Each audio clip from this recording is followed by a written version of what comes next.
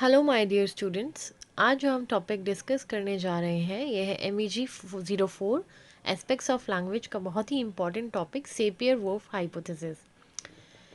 Sapir-Whorf hypothesis, also known as linguistic relativity, was named after famous anthropological linguist Edward Sapir and his student Benjamin Lee Whorf.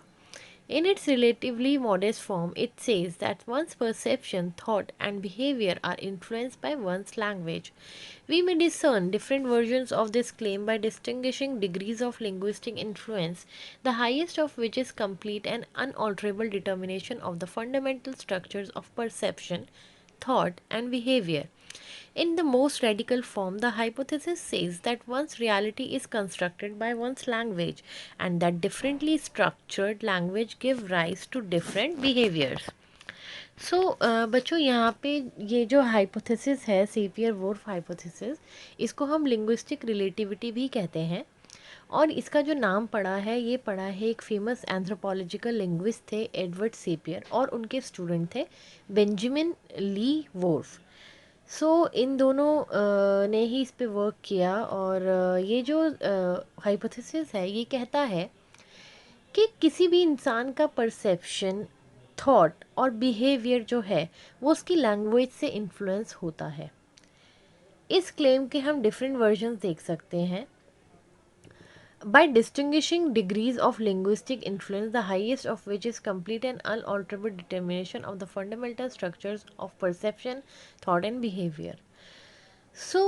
हमारा जो behaviour होता है, जो हमारे thoughts होते हैं, वो हमारी लैंग्वेज से बहुत ज़्यादा इन्फ्लुएंस होते हैं, क्योंकि हमारी जो लैंग्वेज है एक्चुअल में वही तो बेसिस है हमारे थॉट्स का भी, हमारे बिहेवियर का भी और हमारे परसेप्शन का भी। अगर हम इसकी रेडिकल फॉर्म देखें तो ये हाइपोथेसिस कहता है कि एक इंसान की जो रियलिटी होती है वो उसकी लैंग्वेज से ही कंस्ट्रक्टेड होती है। अगर हमारे पास लैंग्वेज ही ना हो तो आप सोचो, आपको अगर मैं ये क्वेश्चन आपसे पूछूं कि आप अपने बारे में मुझे कुछ बताओ, तो उसके लिए आपको किसकी ज़रूरत पड़ेगी? अपनी लैंग्वेज की ज़रूरत पड़ेगी जिसमें आप कम्युनिकेट करोगे। जो भी आपके थॉट्स उस टाइम आएंगे, जो भी अपने बारे में भी आप सोचोगे, उसके लिए आप क्या क्या आपका हेल्प कर रहा है? आपकी लैंग्वेज आपकी हेल्प कर रही है। ठीक है, तो हमारी जो भी रियलिटीज़ हैं वो हमारी लैंग्वेज पे ही बेस्ड हैं, विच आर इनकमेंशरेबल, जिसको हम बदल नहीं सकते हैं। Writing in 1929, Sapir argued in a classic passage that human beings do not live in the objective world alone, nor alone in the world of social activity as ordinarily understood, but are very much at the mercy of the particular language which has become the medium of expression for their society. तो सेपियर ने बोला कि जो human beings हैं वो किसी अलग अकेले वर्ल्ड में, ऑब्जेक्टिव वर्ल्ड में नहीं रहते हैं और ना ही सिर्फ अकेले सोशल वर्ल्ड में रहते हैं, ये सब कनेक्टेड है आपस में। और एक इंसान की जो रियलिटी है एक सोसाइटी में या फिर अकेले भी, इंडिविजुअली भी, उसके लिए उस वो डिपेंडेंट है पूरे तरीके से किस पे? लैंग्वेज पे, जो उसके एक्सप्रेशन का मीडियम है उस सोसाइटी के लिए। It is quite an illusion to imagine that one adjusts to reality essentially without the use of language, and that language is merely an incidental means of solving specific problems of communication or reflection. अगर हम ये सोचें तो ये एक बहुत ही ऊपरी बात होगी, एक हवाई बात होगी कि हम ये कहें कि विदाउट लैंग्वेज हम अपनी रियलिटी के साथ एडजस्ट कर लेते हैं और लैंग्वेज जो है बस हमारी स्पेसिफिक प्रॉब्लम्स को सॉल्व करने का एक ज़रिया है, सिर्फ हमें कम्युनिकेट करने के लिए लैंग्वेज चाहिए। तो ये बहुत ही समझने वाली बात नहीं है। The fact of the matter is that the real world is to large extent unconsciously built upon the language habit of a group. ये कहते हैं कि जो एक्चुअल में जो मैटर ऑफ फैक्ट है वो यही है कि जो रियल वर्ल्ड है वो लार्ज एक्सटेंट पे अनकॉन्शियसली, मतलब अनजाने में ही, किस पे बेस्ड है? उसकी जो ग्रुप की जो लैंग्वेज है, लैंग्वेज हैबिट्स हैं, उन्हीं पे उनका पूरा जो उनकी दुनिया है वो समाई हुई है। No two languages are ever sufficiently similar to be considered as representing the same social reality. और कभी भी दो लैंग्वेजेस, अगर आप देखो, आप एक ग्रुप को कोई रिप्रेजेंट कर रहा है, फॉर एग्जांपल अगर हम बात करें पंजाबी लोगों की, तो कौन सी लैंग्वेज आपके दिमाग में आएगी? आपके दिमाग में आएगी सीधी पंजाबी। ठीक है, अगर हम बात करें महाराष्ट्र के लोगों की, तो कौन सी लैंग्वेज आपके दिमाग में आती है? मराठी। ठीक है। अगर मैं बोलूँ कि भाई महाराष्ट्र में तो पंजाबी लोग भी रहते हैं, तो हम ऐसे क्यों नहीं मानते कि पंजाबी भी उनकी लैंग्वेज है और मराठी भी? नहीं। हमें एक जो ग्रुप हमारे सामने है उसको जो रिप्रेजेंट कर रही है वो उसकी एक मेन लैंग्वेज है। वहाँ पे हो सकता है कि 10 तरह के लोग रहते हो, 10ओं की अलग लैंग्वेज हो, लेकिन वो पूरा ग्रुप जिससे रिप्रेजेंट हो रहा है वो उनकी एक ही लैंग्वेज होगी, जो उस ग्रुप की मेजॉरिटी हैबिट होगी लैंग्वेज की। ठीक है। So, the world in which different societies live are distinct worlds, not merely the same world with different labels attached. So, ये कहते हैं कि जो अलग पूरा हमारा वर्ल्ड है उसके अंदर जो डिफरेंट सोसाइटीज़ रहती हैं वो अपनी अपनी दुनिया में रहती हैं। ऐसा नहीं है कि एक ही दुनिया है उसमें डिफरेंट लेबल्स अटैच हैं, नहीं। उनकी खाने पीने के तरीके अलग होंगे, उनके रहने के तरीके अलग होंगे, उनका कल्चर अलग होगा, उनकी हर चीज़ बिल्कुल अलग होगी, उनकी लैंग्वेज के अकॉर्डिंग उनका पूरा जो कहते हैं कि वर्ल्ड ही होगा वो पूरा, जिसमें वो रहते हैं, जो उनका लाइफस्टाइल है। We see and hear and otherwise experience very largely as we do because the language habits of our community predispose certain choices of interpretation. सो सेपियर कहता है कि हम देखते हैं और सुनते भी हैं, जितने भी एक्सपीरियंसेस हैं, एक लैंग्वेज हैबिट जो होती है एक कम्युनिटी की, वो कैसे जो उनकी चॉइसेस होती हैं और जो उनका इंटरप्रिटेशन होता है दूसरी चीज़ों की तरफ, कि उससे प्रभावित होता है। This position was extended in the 1930s by his student Wolff, who in another widely cited passage declared that अभी जितने भी बच्चों हमने बात की है, ये सेपियर जो एडवर्ड सेपियर थे, जो एंथ्रोपोलॉजिकल लैंग्वेज थे, ये सब उन्होंने बातें की थी। अब उसी को आगे एक्सटेंड किया है उनके स्टूडेंट ने, जो है बेंजामिन ली वोर्फ। तो उन्होंने क्या कहा है, देखते हैं। We dissect nature along lines laid down by our native languages. The categories and types that we isolate from the world of phenomena we do not find there because they stare every observer in the face. On the contrary, the world is presented in a kaleidoscope flux of impressions which has to be organized by our minds, and this means largely by the linguistic system in our minds. So, वोर्फ ने ये कहा कि हमारा जो nature है वो native languages जो हैं हमारी, उनके ही इर्द गिर्द उसकी लाइंस जो हैं वो लेट डाउन की जाती हैं। जो कैटेगरीज और टाइप्स होती हैं, जिन जो हम अगर एक जो पूरा वर्ल्ड है उसका अगर फिनोमेना देखें, तो हम ऐसा नहीं सोच सकते कि हम लैंग्वेज से उसको अलग कर दें। ठीक है। जो पूरा दुनिया को आप एक क्लाइडोस्कोप मानो, जिसमें अलग अलग इम्प्रेशंस हैं जो हमारा माइंड क्रिएट करता है, और माइंड में जो इम्प्रेशंस क्रिएट होते हैं वो किसके द्वारा होते हैं? वो लिंग्विस्टिक सिस्टम जो है हमारे माइंड में, उसके द्वारा ही होते हैं। माइंड को वो इम्प्रेशन क्रिएट करने के लिए भी लैंग्वेज की ज़रूरत पड़ती है। We cut nature up and organize it into concepts and ascribe significances as we do largely because we are parties to an agreement to organize in its this way, an agreement that holds throughout our speech community and is codified in the patterns of our language. So ये कहते हैं कि हम nature से जो हम observe कर रहे हैं उसके बाद हम उसे कंसेप्ट में ऑर्गेनाइज करते हैं, फिर हम देखते हैं इसका सिग्निफिकेंस क्या है, देन उसे हम अपने एक अग्रीमेंट पे लाते हैं कि ये हम, क्योंकि हमारी जो स्पीच कम्युनिटी है उसमें वो वैसे ही हो रहा है, तो हमारा माइंड हमें उस चीज़ के लिए लैंग्वेज के द्वारा प्रिपेयर करता है। The agreement is, of course, an implicit and unstated one, but its terms are absolute obligatory. We cannot talk at all except by subscribing to the organization and classification of data which the agreement decrees. तो यहाँ पे जो agreement की बात हुई है, कोई literal agreement की बात नहीं हुई कि कोई agreement sign हो रहा है, नहीं। ये agreement जो है ये कोई अनस्टेटेड वन है, मतलब इसकी कोई बात नहीं हो रही है, बट हमें पता है कि हमारे दिमाग ने एक अग्रीमेंट किया है, लैंग्वेज सिस्टम्स का यूज़ किया है, जो हमने कंसेप्ट सीखा है या कोई नई चीज़ हमने जानी है, एक अग्रीमेंट पे हम आए हैं, और उसके बाद हमने उसकी जितनी भी शर्तें हैं उस चीज़ से रिलेटेड, जो रूल्स एंड रेगुलेशंस हैं, कि अगर फॉर एग्ज़ाम्पल अगर मैं पंजाबी हूँ, ठीक है, तो मैंने कोई चीज़ सीखी या जानी पंजाबी में, ठीक है, तो मैं कहीं पे भी अगर उसका यूज़ करूँगी अपनी लैंग्वेज का, तो उस चीज़ को, उसी कंसेप्ट को उसी तरीके से जानूँगी जिस तरीके से मैंने उसे पहली बार समझा था, जाना था, क्योंकि उस टाइम पे लैंग्वेज ने मेरी हेल्प की थी वो कंसेप्ट माइंड में बनाने के लिए। तो जहाँ भी मैं उस चीज़ को जानूँगी वही रूल्स एंड रेगुलेशंस मेरे दिमाग में आएंगे। मैं कहीं भी उसे दूसरी लैंग्वेज के माध्यम से चेंज नहीं कर सकती। ठीक है। इसके बाद वुल्फ ने बोला, Whorf distance himself from the behaviourist stance that thinking is entirely linguistic. So उन्होंने क्या किया, अपने आप को इस ये जो एक एम्फेसिस था कि जो बिहेवियर, जो थिंकिंग है वो कम्प्लीटली लिंग्विस्टिक है, उससे थोड़ा दूर कर लिया। उन्होंने अपने मोस्ट एक्सट्रीम वर्जन में कहा, as stated earlier, the Sapir-Whorf hypothesis can be described as consisting of two associated principles. According to the first linguistic determinism, our thinking is determined by the language. According to the second, linguistic relativity, people who speak different languages perceive and think about the world quite differently. So उन्होंने फिर थोड़ा सा change किया और ये कहा, पहली बात तो उन्होंने रखी कि दो प्रिंसिपल्स होते हैं। पहला प्रिंसिपल यही है कि हमारी जो पर्सनालिटी है, हमारे जो भी बिहेवियर है, वो हमारी लैंग्वेज से डिटरमाइन किए जाते हैं।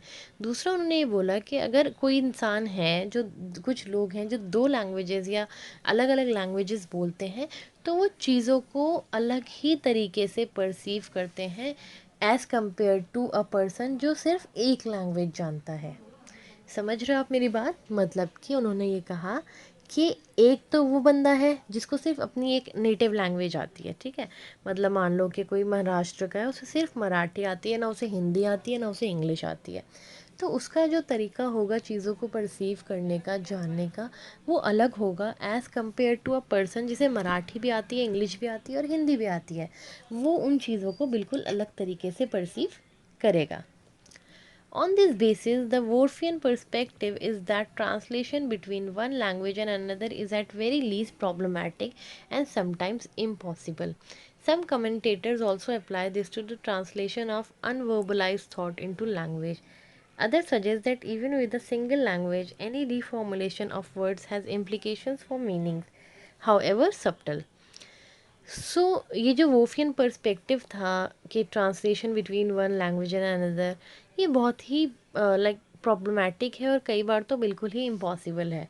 क्योंकि एक लैंग्वेज जो हम, आप जैसे, ये ज़्यादातर लोगों के मुंह से आपने सुना होगा कि जो भावनाएं हैं वो तो हिंदी भाषा में ही व्यक्त होती हैं, इंग्लिश में वो भावनाओं का पता नहीं चलता। क्योंकि हम लोग हिंदी से ज़्यादा फेमिलियर हैं, तो हमें हिंदी में लगता है कि हम अपनी भावनाएं अच्छे से व्यक्त कर पाते हैं एज़ कम्पेयर टू इंग्लिश। तो यहाँ पे भी यही बात हुई है, कई कई कमेंटेटर्स ने इस चीज़ पे ये बात करी कि कई बार ऐसा होता है, हमारे कुछ थॉट्स होते हैं जो शब्दों में हम बयान नहीं कर सकते, तो वहाँ पे लैंग्वेज जो है वो बैरियर बन जाती है। एक लैंग्वेज से दूसरे में हम उन चीज़ों को ट्रांसलेट कर ही नहीं पाएंगे। ऐसा सिंगल लैंग्वेज में भी कई बार होता है कि हमारे पास जब एक ही लैंग्वेज होती है तब भी हमें कई बार कुछ थॉट्स ऐसे होते हैं, कुछ चीज़ें ऐसी होती हैं जिनको एक्सप्लेन करने में दिक्कत आती है, बट वो बहुत ही कम लेवल तक रहती है। George Steiner has argued that any act of human communication can be seen as involving a kind of translation. So, the potential scope of Worfianism is very broad indeed. Indeed, seeing reading as a kind of translation is a useful reminder of reductionism of representing textual reformulation simply as a determinate change of meaning, since meaning does not reside in the text but is generated by interpretation. So George Steiner ने ये argue किया कि जो एक act है human communication का, उसको हम देख सकते हैं कि वो भी एक काइंड ऑफ ट्रांसलेशन ही है। जो ह्यूमन कम्युनिकेशन है, मतलब जो हम आपस में बात करते हैं, ये भी तो एक ट्रांसलेशन का ही एक्ट है। सो जो पोटेंशियल स्कोप है वोर्फियानिज्म का, वो एक काफ़ी ब्रॉड है। और अगर हम बात करें जैसे कि रीडिंग है, रीडिंग एक्टिविटी जो होती है वो भी तो एक लाइक एक ट्रांसलेशन ही है, क्योंकि उसमें भी हम देख सकते हैं कि रिडक्शनिज़्म होता है। जैसे कि मैं आपको बताती हूँ रिडक्शनिज़्म क्या होता है। फॉर एग्ज़ाम्पल, हमने कोई टेक्स्ट पढ़ा, ठीक है। हमें नहीं पता कि जब राइटर ने वो टेक्स्ट लिखा था उसके माइंड में क्या थॉट्स थे, वो उसने क्या सोच के वो चीज़ लिखी।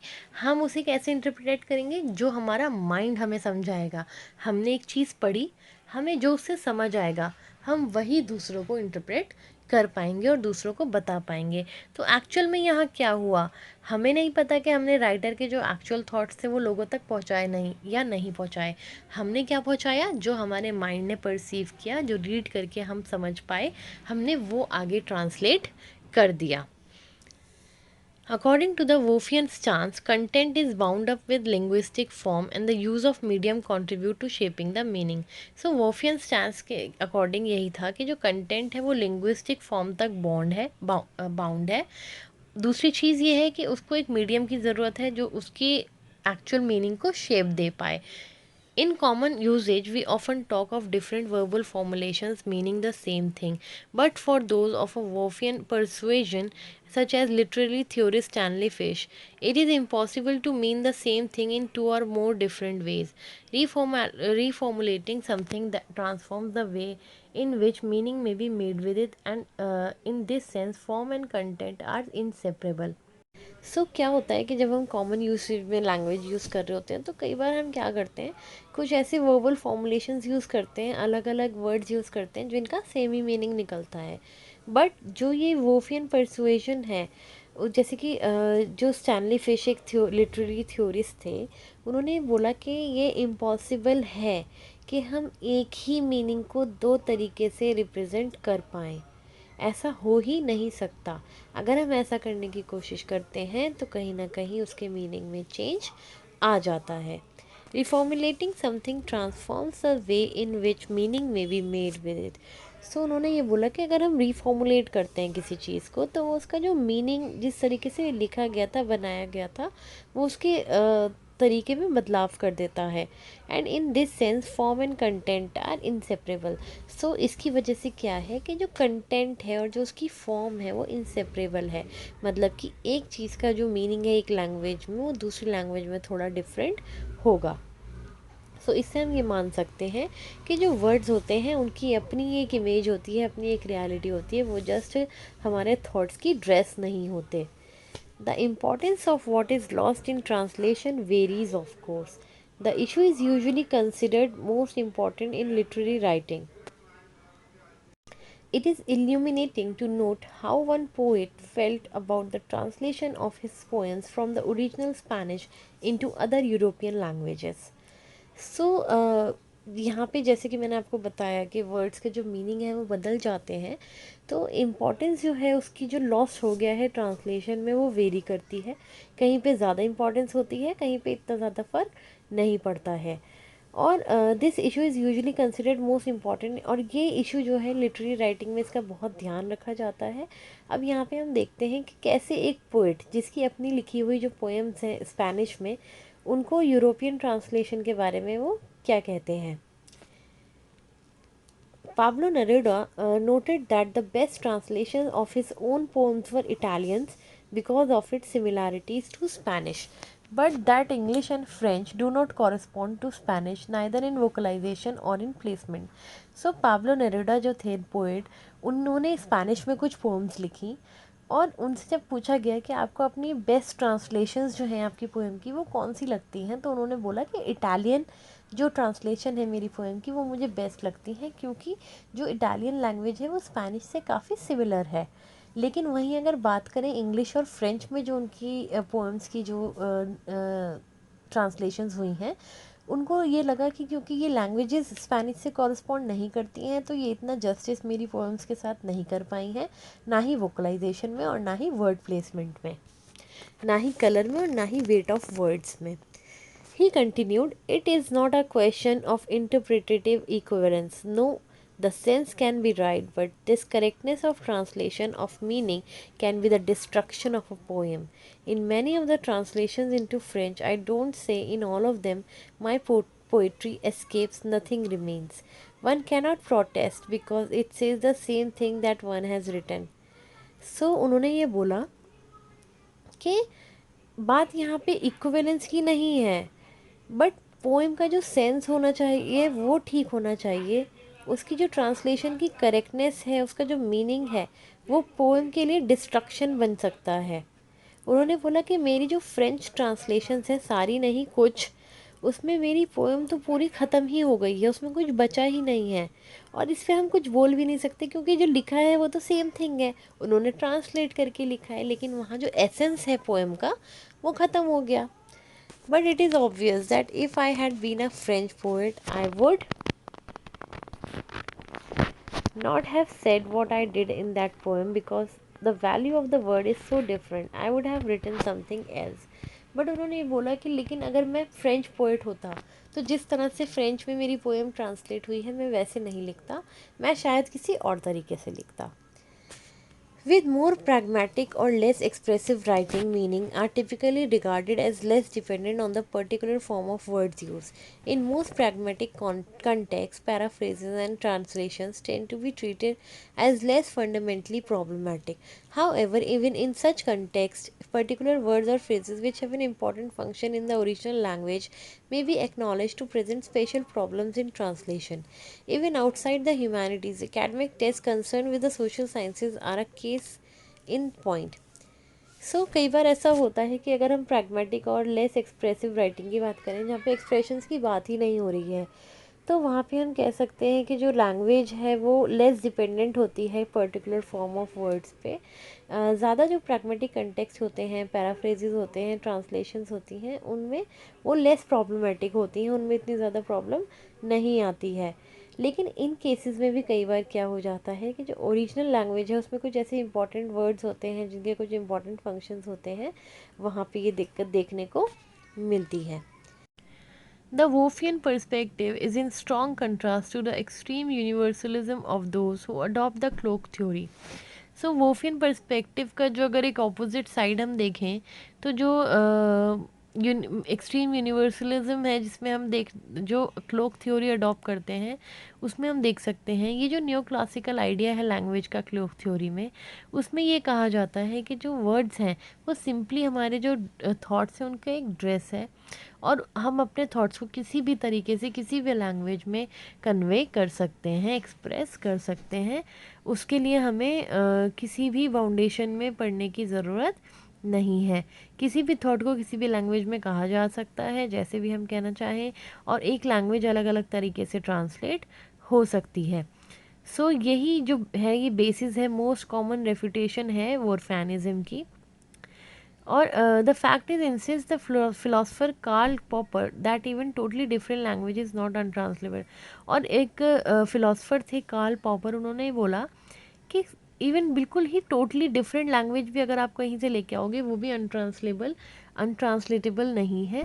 लेकिन ये काफ़ी जो है ये कंट्रोवर्शियल स्टेटमेंट है, क्योंकि ये तो काफ़ी सब जगह माना जाता है, काफ़ी यूनिवर्सलिस्ट इस चीज़ को मानते हैं कि कई बार ट्रांसलेशन में दिक्कत आती है, कई बार काफ़ी बार सर्कमलोकेशन हो जाता है, रिडक्शनिज्म हो जाता है जब हम किसी एक लैंग्वेज से दूसरी लैंग्वेज में मीनिंग को चेंज करते हैं। Individuals who regard writing as fundamental to their sense of personal and professional identity may experience their written style as inseparable from this identity, and so, insofar as writers are attached to their words, they may favor a Wolffian perspective. And it would be hardly surprising if individual stances toward Wolffianism were not influences by allegiance of to romanticism or classicism, or towards either the arts or the science. As I have pointed out, in the context of written word, the untranslatability claim is generally regarded as strongest in arts and the weakest in the case of formal scientific papers. Although rhetorical studies have increasingly blurred or any clear distinctions, and within the literary domain, untranslatability was favored by romantic literary theorists for whom the connotative, emotional, or personal meaning of words were crucial. यहाँ पे बात की गई है उन individuals की जिनका जो मेन है राइटर्स जो हैं हमारे, तो वो क्या होता है, वो उनकी जो पर्सनल प्रोफेशनल आइडेंटिटी है, वो उनका जो रिटन स्टाइल है उससे इनसेपरेबल है। तो वो वोफियन प्रिंसिपल जो है उसको फेवर ही करेंगे, क्योंकि उनको अपने वर्ड्स से प्यार होता है, वो उसमें चेंज नहीं लाना चाहते। अगर वो उसको ट्रांसलेट करके दूसरी लैंग्वेज में लाएंगे तो उनका जो एसेंस है वो ख़त्म हो जाएगा। सो वोफियानिज्म जो है वो रोमांटिसिज्म और क्लासिसिज्म में इन्फ्लुएंस नहीं हुआ है, क्योंकि रोमांटिसिज्म और क्लासिसिज्म के में जो वर्ड्स होते हैं वो काफ़ी क्रूशल होते हैं उनके लिए, उसमें वो चेंजेस नहीं लाना चाहते। सो वहीं अगर हम बात करें अनट्रांसलेटेबिलिटी की, तो अगर हम देखें तो आर्ट्स में ये सबसे ज़्यादा स्ट्रॉन्गेस्ट है, और वहीं अगर हम फॉर्मल साइंटिफिक पेपर्स की बात करें तो उसमें ये वीकेस्ट है, क्योंकि वहाँ पे इससे कोई फ़र्क पड़ता ही नहीं है। लेकिन आर्ट में क्योंकि फीलिंग्स होती हैं, अनवर्बल कम्युनिकेशन की भी बात होती है, थॉट्स होते हैं, तो वहाँ पे इससे फ़र्क पड़ता है। While few linguistics would accept the Sapir-Whorf hypothesis in its strong, extreme, or deterministic form, many now accept a weak, more moderate, or limited Wolffianism, namely that the ways in which we see the world may be influenced by the kind of language we use. कुछ linguistics जो हैं वो सेपियर वोर्फ hypothesis को एक strong, extreme और deterministic form में accept करते हैं, लेकिन ज़्यादातर जो है वो वीक, मॉडरेट और लिमिटेड फॉर्म इसको मानते हैं। Namely that the ways in which we see the world may be influenced by the kind of languages we use. So उनका ये मानना है कि जो चीज़ें हम दुनिया को जिस तरीके से देखते हैं वो इन्फ्लुएंस होते हैं जिस तरह की भी लैंग्वेज हम यूज़ कर रहे हैं उससे। Moderate Whorfianism differs from extreme Whorfianism in these ways. So moderate Whorfianism और एक्सट्रीम वॉर्फियानिज्म में क्या डिफरेंस है वो देखते हैं। The emphasis is on the potential for thinking to be influenced rather than unavoidably determined by language. So जो emphasis है वर्फियानिज्म में वो थिंक इन्फ्लुएंस होने पे ज़्यादा है थिंकिंग का, rather than एक लैंग्वेज से थिंकिंग हमारी कैसे डिटरमाइन हो रही है उस पे। It is a two-way process, so that the kind of language we use is also influenced by the way we see the world. So ये एक टू वे प्रोसेस है, जो लैंग्वेज हम यूज़ कर रहे हैं वो भी इन्फ्लुएंस होती है जिस तरीके से हम वर्ल्ड को देखते हैं उससे। Any influence is ascribed not to language as such or to one language compared with another, but to use within the language of one variety rather than another. So ये कह रहे हैं कि जो भी इन्फ्लुएंस है वो भी तो सिर्फ लैंग्वेज को के लिए बाउंड नहीं है, मतलब कि एक ही लैंग्वेज और को अगर हम दूसरी लैंग्वेज से कंपेयर करें, नहीं, एक ही लैंग्वेज में अलग अलग वैरायटी में भी जो है वो इन्फ्लुएंस जो है वो हमारा अस्क्राइब होता है। Emphasis is given on the social context of language use rather than to purely linguistic considerations such as the social pressure in particular context to use language in one way rather than other. So यहाँ पे जो emphasis दिया गया है वर्फियानिज्म में वो social context पे ज़्यादा है rather than purely linguistic considerations पे। सो ये कुछ पॉइंट्स हैं जो मॉडरेट वर्फियानिज्म को एक्सट्रीम वर्फियानिज्म से डिफ़र करते हैं। यहाँ पे हमारा जो सेपियर वोर्फ हाइपोथेसिस है ये टॉपिक ख़त्म हो गया है।